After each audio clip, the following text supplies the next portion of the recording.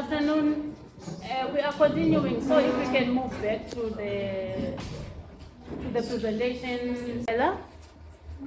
I'm based at the MMU. For those that don't know me or the MMU, you get to know it as you come to this every day. All right, so this part is not long at all. It's about storytelling using scientific data.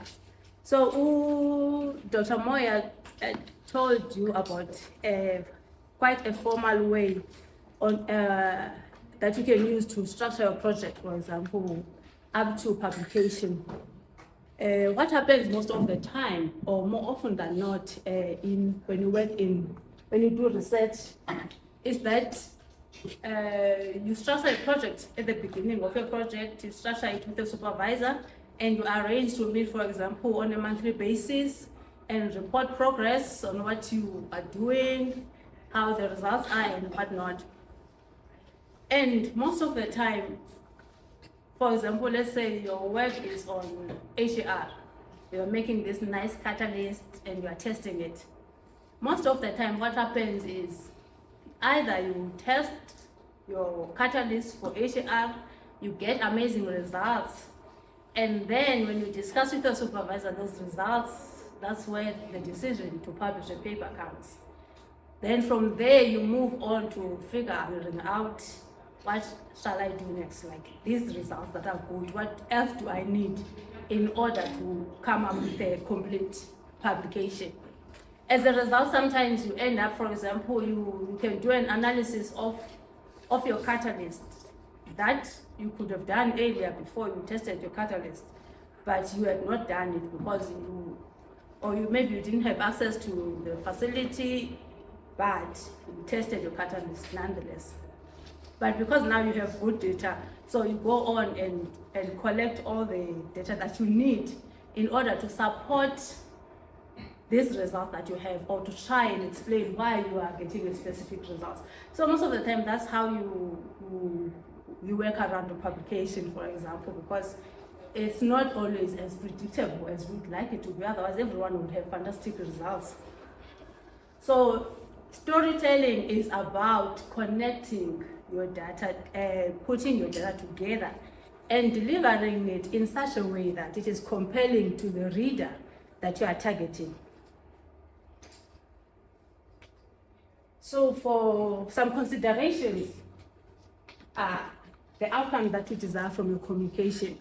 When you want to tell a story, actually, from all the different parts that we are going to be talking about in this workshop, storytelling is that one part where your personality can also shine a little bit, because we don't all have the same writing styles. In many cases, I think Dr. Moya also mentioned that when you look at the journal that you're going to use to publish, you find that there's a specific format, word limits, and things like that. So it's not an open-ended process, but how you tell your story is also about your taste. It shows your taste and your skill as well. So it's not just about doing the same thing. The papers are not all the same. I'm sure you've seen when you read from the same journal, the way people write is different, and yet it's in the same paper. The audience, the target audience for your paper, for example, that will include your topic, the field of research, and exactly the details that you want to highlight in your paper. The message, it must be persuasive, of course. Otherwise, a story that does not change anything is not a story. A story, it must move someone. It must change what the person thinks before you tell the story and what they think afterwards should be different. Sometimes they'll be angry at you or disagree with you, but you hope that you actually influence them for the better. If it's a student, for example, most of the time they are collecting data for their proposals and things like that. So you're actually adding to their information that they are collecting, which will influence the projects they are making. How you express your visuals, we'll talk a bit about the visuals, which are a very important part of your story. data alone, you cannot just present it as is, but you make it a story. And that is one of your, and the relevance, of course. No one will look for something that is not relevant. So this is an article that was published in 2021, Educational Psychology Journal. Over here, they actually took graduate students, a number of them, and gave them different articles. And what they found out is that better writing in scientific publications build reader confidence and understanding. So when someone reads your work, if it's easier for them to understand, then they feel like they kind of relate, or they can be part of your story.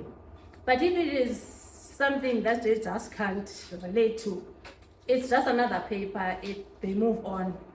Most people won't even finish your paper if they don't relate to it. So in the past, science has been seen as this topic that is out of reach, but today, even government policies are actually encouraging that scientists engage with the society, because the science that we do affects the general public. So actually it is our role to try and simplify science as much as possible. Make it, something that people can relate to. That way, a person that, for example, a student in high school can easily tell whether they would like to do science or not. But if we only present complex data, they might not. Also, journals, there are specific journals that are really not interested in impressing the public. But I think average journals, you can do well in explaining the science data such that anyone with a little bit of science background can understand the story. Okay, so why does this matter? One, because you want to persuade the audience and lead them to a conclusion. So when a person reads your story, by the time they get to the conclusion, they should also be in agreement with you. That's how a story is, if it's built up properly. From the beginning, middle, by the time you come to the resolution, the reader is already, can tell where you are going, if your story is in order. And you want them to comprehend innovation. I think I just explained this. And then the advantage, the advantage of over-linear information delivery. You want to absorb attention, to connect your reader, and you want to compare them, so that at the end of the day, they are happy about what they read.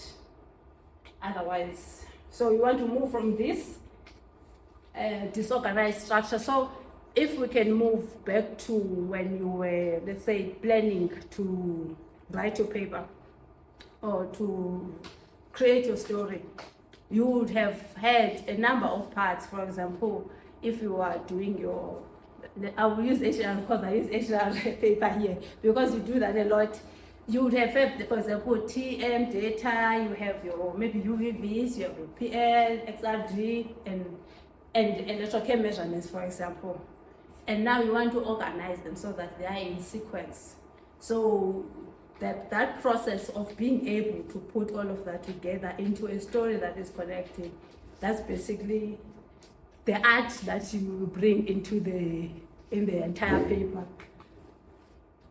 Okay, so what's a narrative flow? A general definition, this is the way a story unfolds and how its elements are presented to the reader to create a cohesive and engaging experience. In science, you are looking at logical, coherent, and persuasive progression of ideas from research questions through experimental design, results, interpretation, and significance, crafted in a way that guides the reader smoothly through the study, highlights the rationale behind each step, and connects the data to the broader scientific context. So, I think what I would like to highlight here, for example, the rationale behind each step. Throughout the workshop, we're going to be talking about the different parts of a publication, from title to abstracts, introduction, methods, results, and whatnot. So what is very important is that every part of your paper should speak to your title. You only put the relevant parts of the work or of the story, of the work to your story. You don't just put any data just because it is scientific, for example. It must speak to the broader scientific context. Okay, so structure, general structure is very simplified structure. You set a scene, something goes wrong, and you fix the problem. That's what a lot of people do, for example, in the news outlets, if you see how they publish stories. And in science, a simplified version, again, will be, in terms of setting the scene, we look at non-fiction literature related to the topic that we want to talk about. And then the second step is identifying the knowledge gap or problem statement. And then you talk about the solution. It can be long, it can be divided into many steps. Each of these steps can be elongated. Today, for example, I think Dr. Moya mentioned about word limits as well. So you won't find a journal that you just write, for example, 1 page or 2 pages, but you can summarize a paper into a page, a single page. Okay, so Freitag's pyramid is one of the contains the steps that explain this flow. This is a German author. I think he wrote this for drama, but it's adapted in science as well. So what we have here, he says introduction of main characters. So in our case, that's when you have introduction, literature, and things like that, which lead to the problem statement. And after that, the rising action will refer to, in our case, experimental methods that you want to apply, and some results that lead up to your main point, that is the climax of your paper. For example, recently I think we had, what did we have? The Indian Air Flight crashing, right? Was it Indian Air Flight Airways? Yes, and it's a tragedy, but that happened. And then news outlets, they go on to talk about that. That's the climax of the story. But the introduction of the story, the title will talk about that, but the introduction can talk about any number of things, including whether this airline is servicing, its history, does it have a history of poorly servicing the engines of the flight and things like that. Because they want to create something that builds up to the main part of your story. And then afterwards they talk about what should be done. It should be sued, or they should service regular their planes and things like that.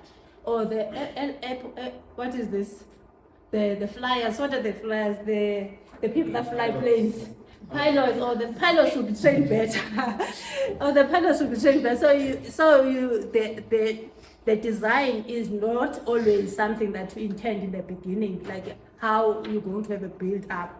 But that climax contributes a lot to what you are going to use to build up to that point. Okay, so following action, it's a resolution. This includes the discussion of your results. What does that climax imply in terms of the general context of your work?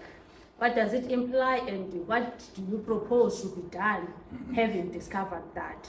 So that's just the general outline of a paper. This, some people summarize, for example, to less steps than this is, can be 4, 1, 2, 3, 4, or 3, but overall it will follow something similar to that. Okay, so this is the paper that I just finished that I was talking about. It's okay. International Journal of Hydrogen Energy. So it has imperfecta of 8 point something. So it's a good journal for the work that some of you guys do. The title here says reduced graphene oxide supported with ruthenium nanocatalysts for highly efficient electrocatalytic hydrogen evolution reaction. So can you please tell me what you expect this paper to contain? What do you think is in this paper? What do you think that's talking about?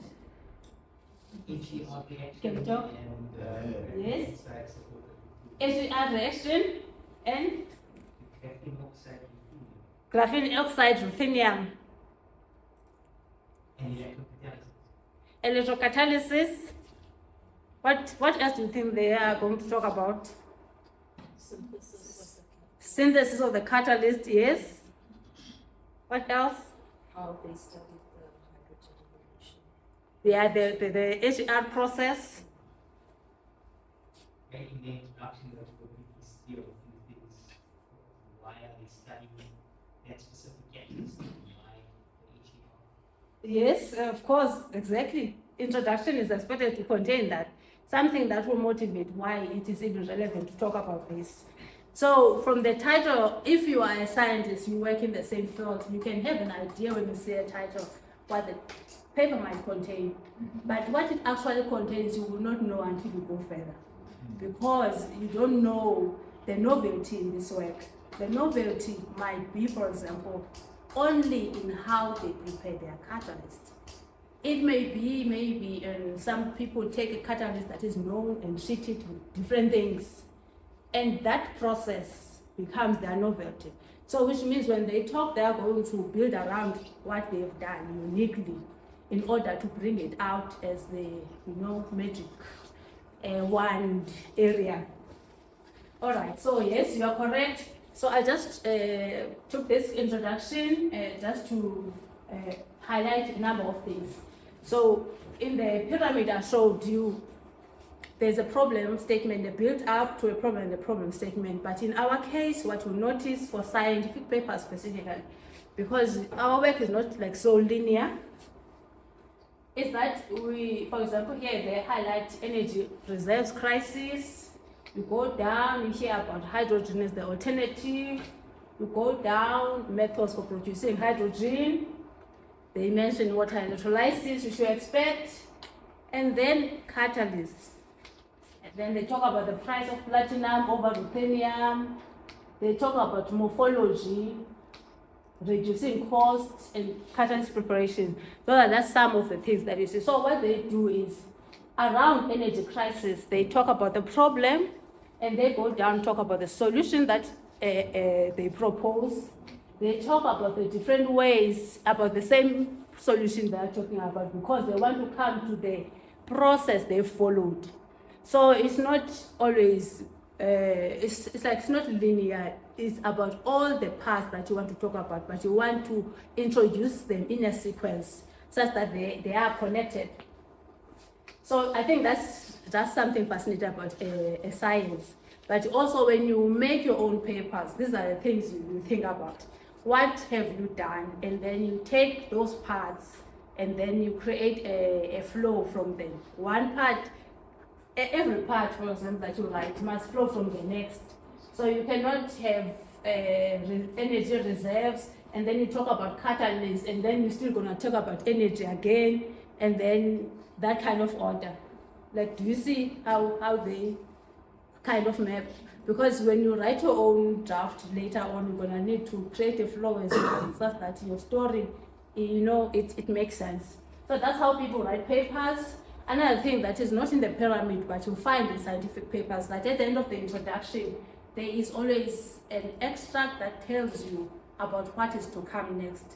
So it's not always detailed, but you hear the methods that the authors have used and a little bit of discussion about the results that are to come.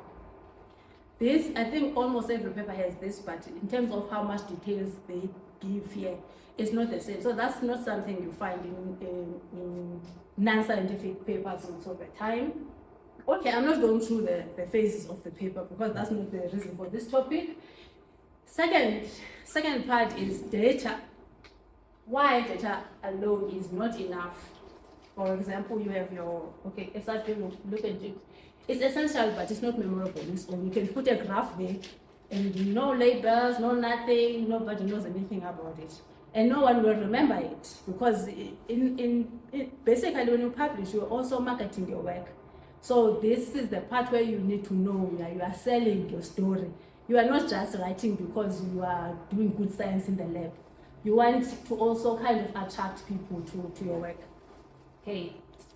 The storytelling helps data resonate, influence, and drive action. Of course, there's a quotation that says, facts tell, but stories sell. Okay. Can you guess what this graph is about, or this paper, the paper is about. This is a XRG and Raman. Brookhide, annotates rutile, Brookhide, annotates rutile. Can you guess what the paper is about? Yes, it's titanium. All right, I want more. If they're giving the XRP of that one, they will talk about different phases, characterizing the end specific. Afterwards, you can use it to calculate crystal sizes. Yes, correct. Mohammed is very correct about this side because there's a rate first refinement fitment here. So it talks to that. And the Raman, why is that Raman there? Something that you should use the man to do exactly that as well. To calculate the crystal size from the one. I'm assuming it's impurity both of them as well. Impurity.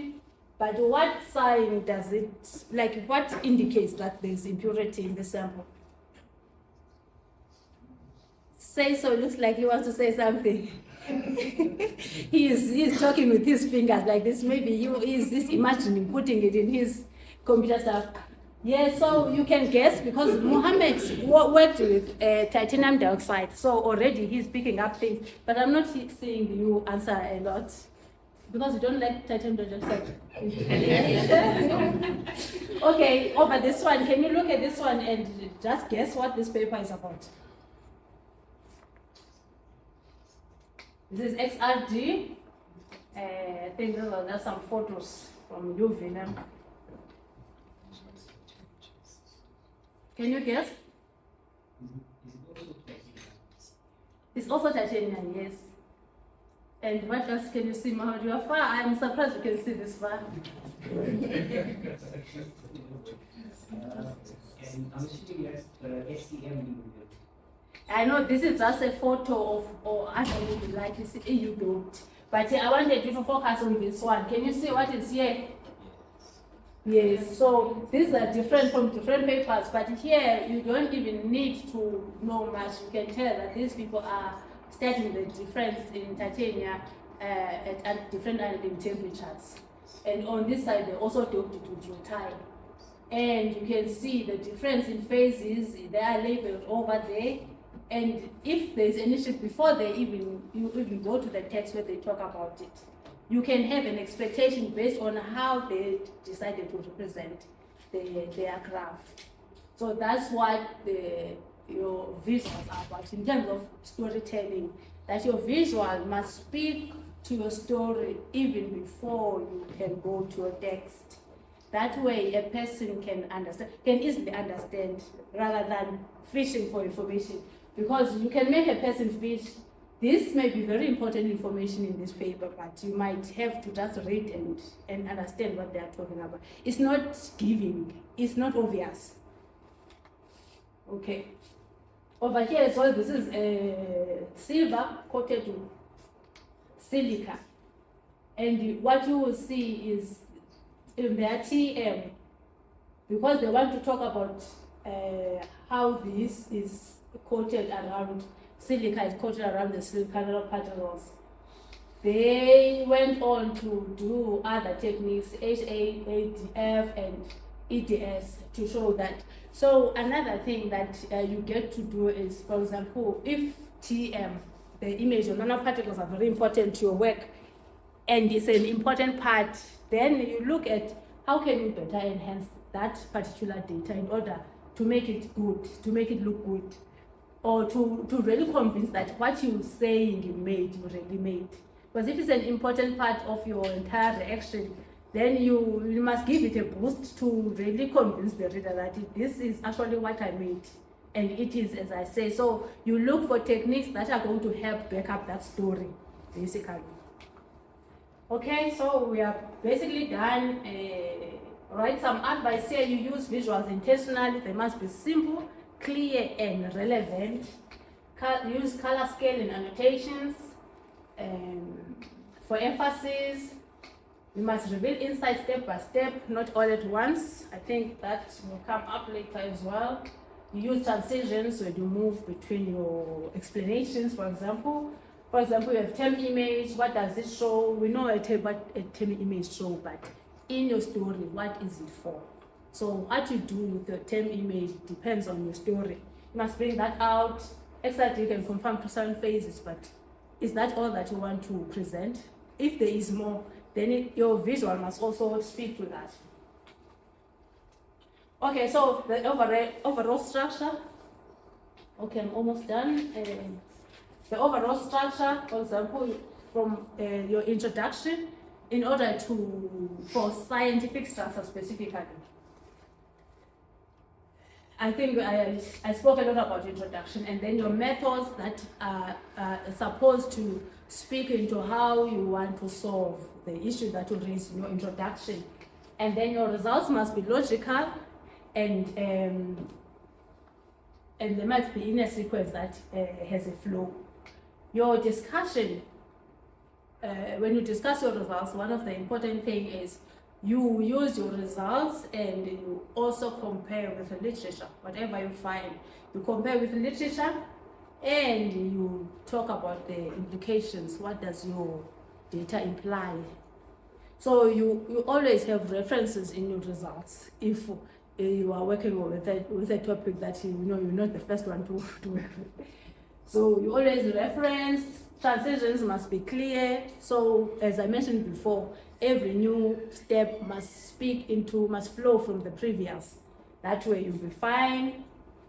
And thematic focus, everything must go back to the same topic. So anything that it does not speak to the topic should not be part of your story. It's irrelevant and the reader will be confused. What is this? Where are we going? You are guiding the reader. The reader where is they're supposed to go. So if you put something irrelevant, even if you like it, you might lose them. They will just detach from your story, and that will be the end, a sad end of your story. All right, so what to avoid overcomplicating the story, talking about too many problems in one story is not a good idea at all. You can highlight some problems if they are connected to each other, but once you go too much, for example, let's say you want to talk about the importance of making a good catalyst. We can talk about it. But if the story is, let's say in this case, is HAR, so you talk about how it is important, the catalyst support interaction to the performance. And then you can refer to what other people have done. And then after that, you go on to talk about authors that have done specific types of catalysts that did not even perform well. Let's say even the method has nothing to do with your method, but just because they used a catalyst as well, you want to list everything that's ever been done in a catalyst. Someone can be lost and think maybe this paper is about making a catalyst. It's not about HAR anymore. So you want to be brief, but just pick the relevant parts that talk to your story, and you'll be fine. Listing facts without narrative is everything must come together, and misleading visuals, of course. Basically, you are responsible for guiding the reader. Okay, so takeaways: you tell a story, not just show data. Think about who you are writing to, who is going to read your story. Try to keep it simple. Science is not simple. So it's our job actually today to really simplify science if we want to make it something desirable to do.